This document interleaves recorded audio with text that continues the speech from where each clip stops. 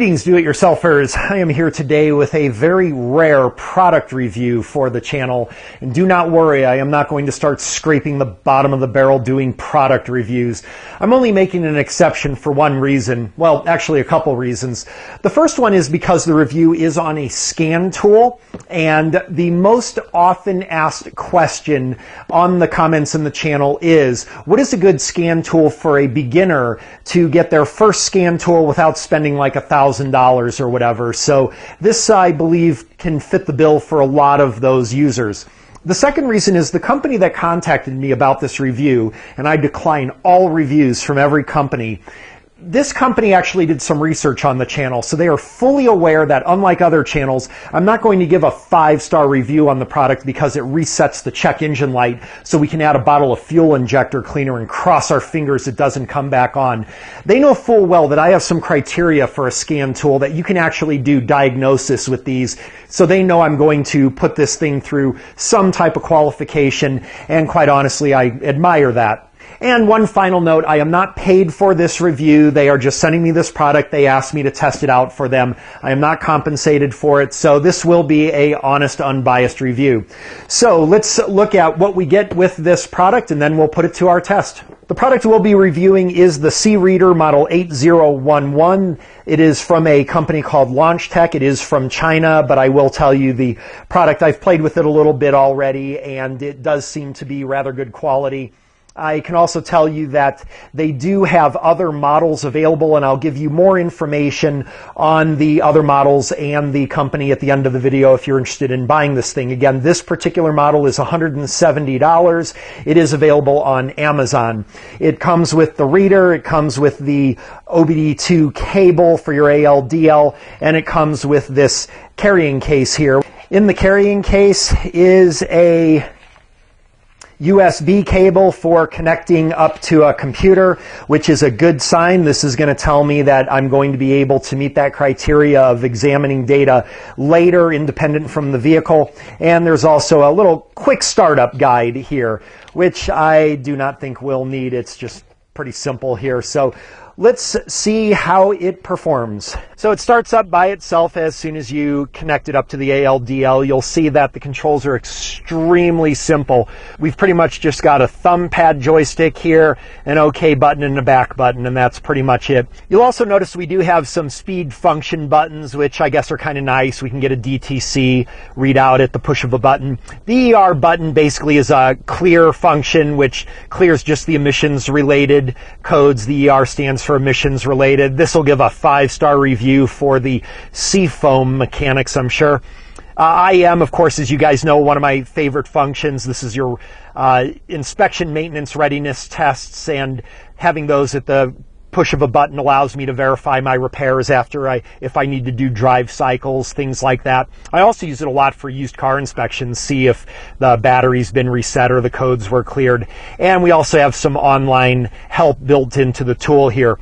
So let's just start off. I'm going to hit the DTC button, and we can see we've got no fault codes there. I don't have any vehicles with fault codes at the time. I'm pretty confident that it's going to show fault codes. I actually guess I would like to see if it would show some P1 codes. But what we're going to do is, of course, go to the live data. That's the critical aspect. So I'm going to go to diagnose. Now there's a couple of things here. It's a little misleading. We've got our generic parameters here. We also have scan, and we're going to go there first. And it looks like this is going to give you enhanced PIDs, but what it actually is it's for the braking system. So we'll go here to a Subaru. Notice that you can also do oil lamp resets. We're going to go to diagnose, and again, this does look like we're going to get some enhanced parameters, but what this really is for the brake system. Let's get through these menus here. And we can see that it only gives SRS and braking systems.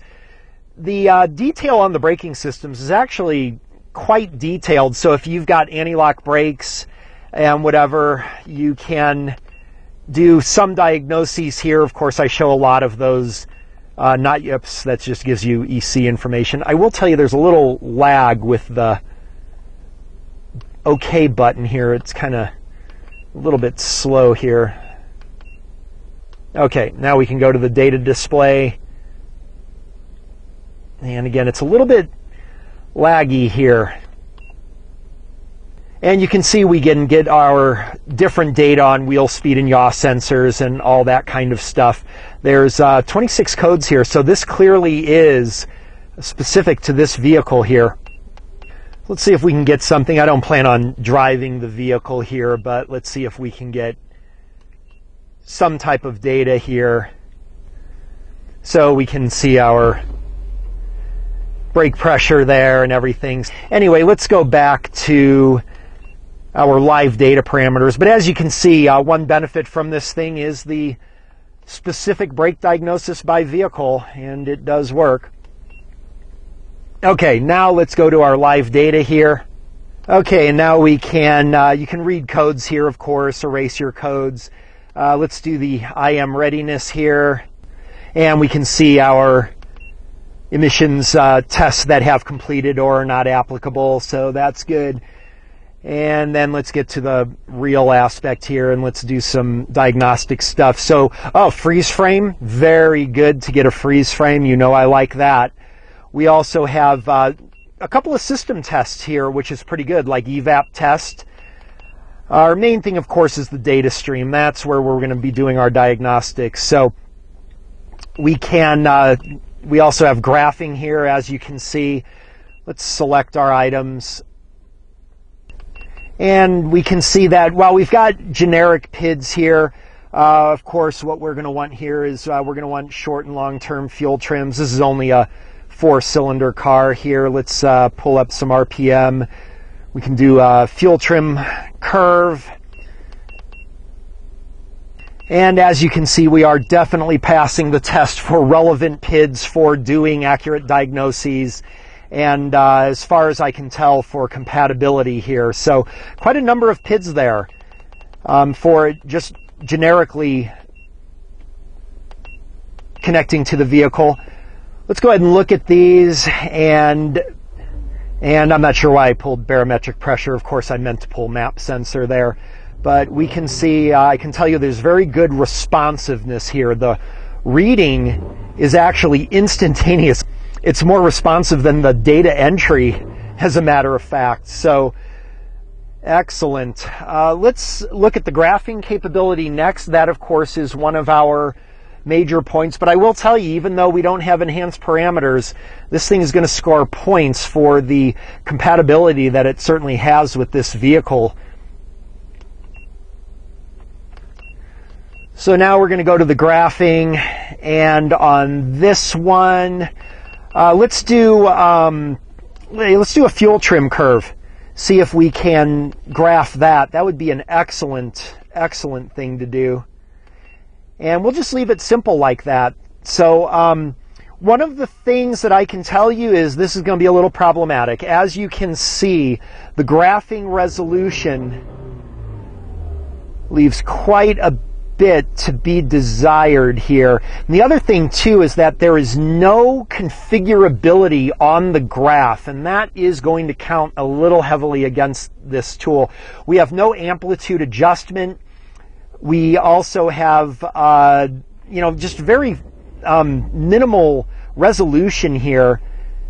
So let's see if we can do a fuel trim curve here. You certainly could do it on, well, no, we can't, because the problem is the amplitude adjustment for the short term cannot be created.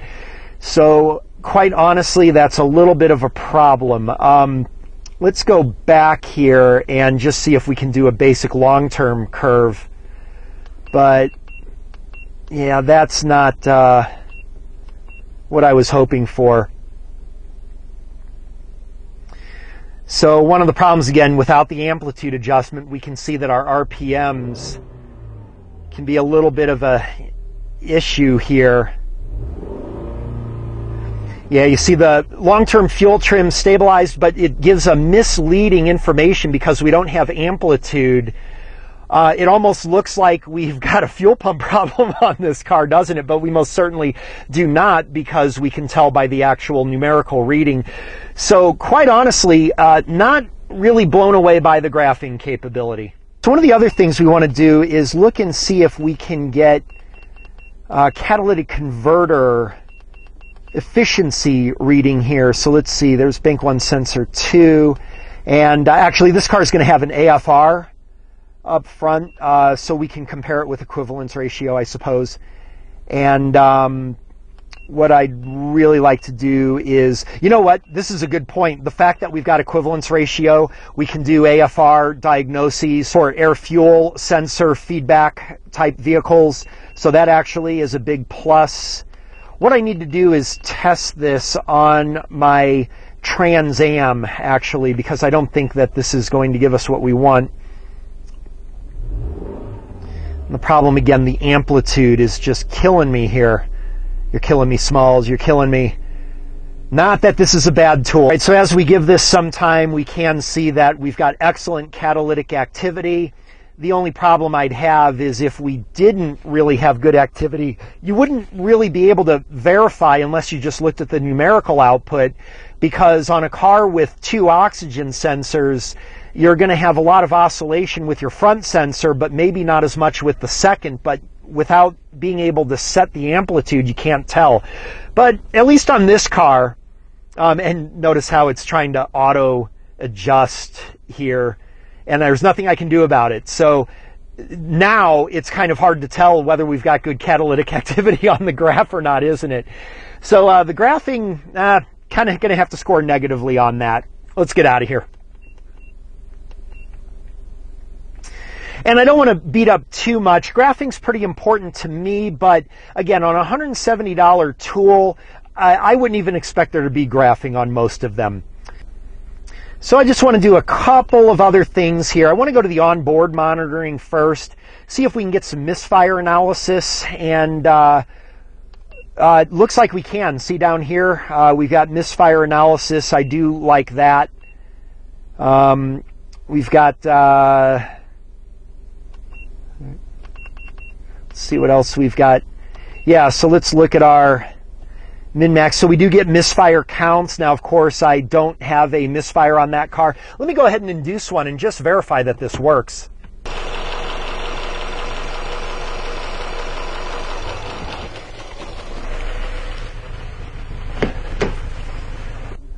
Okay, I've induced a lean condition misfire through the fuel injector on this cylinder, and I'm sure it was on that cylinder, and it does not appear to be giving a live count. Well, not on that one either. Sorry, guys. I apologize here. Let me just go through these, but, well, it's definitely not number 4. So, it's not giving live misfire count, and I can tell you the vehicle's definitely misfiring. You can really feel a misfire on a 4-banger. Let me just verify, because that's the right ECU, and it won't support it. Well, if it isn't the right ECU, it doesn't support it. All the more reason we need enhanced parameters. But, okay, so that didn't work. All right, so now that we got the misfire, what I want to do is, let's...